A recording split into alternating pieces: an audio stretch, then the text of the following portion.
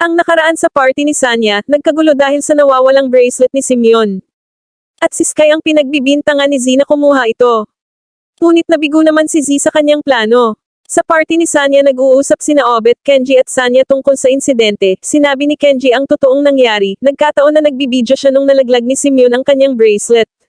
At nakuhaan niya ito ng video, na nakita ito ni Z at pinulot. Ang pagtataka ni Kenji hindi ito isinuli ni Z kay Simeon, kaya pinagpatuloy ni Kenji ang pagkuha ng video kay Z.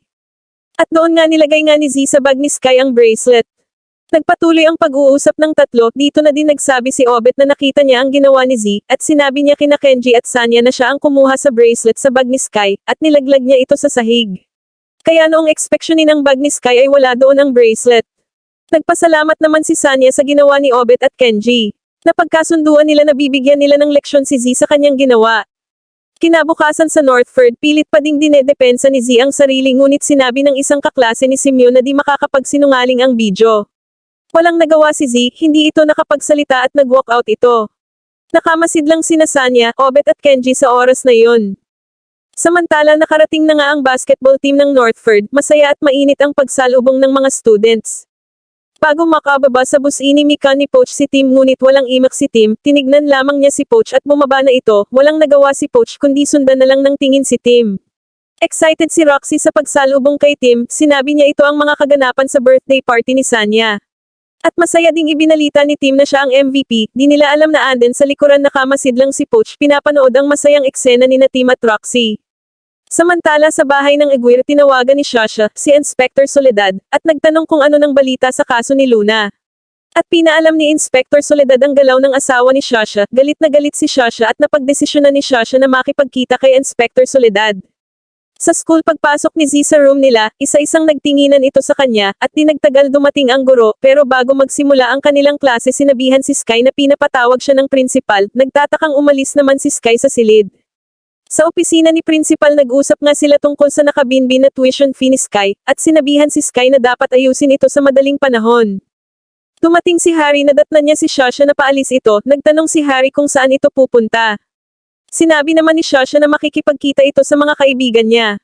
Nang makaalis na si Shasha tumawag si Harry sa hotel na kung saan madalas nagkikita sina Shasha at Inspector Soledad, at nakumpirma nga ni Harry na nagsisinungaling si Shasha sa kanya kaya sinundan niya ito. Nag-aantay naman si Shasha sa lugar na kung saan magkikita sila ni Inspector Soledad. Taking gulat ni Shasha nang makita niya si Harry, agad-agad niya itong sinalubong at tinanong kung bakit ito andon. Ngunit ang sinagot ni Harry masarap pala ang pagkain dito, sige lang kain lang kayo ng mga kaibigan mo di ko kayo guguluhin, yan ang tanging sagot ni Harry kay Shasha sabay akay nito sa loob ng restaurant ng hotel.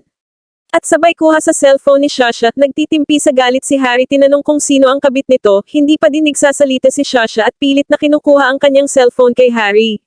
Di nagtagal dumating si Inspector Soledad sinabi niya sa receptionist tungkol sa reservation ni Shasha, di agad nakapagsalita at sinabi ng receptionist na andyan ang asawa ni Shasha.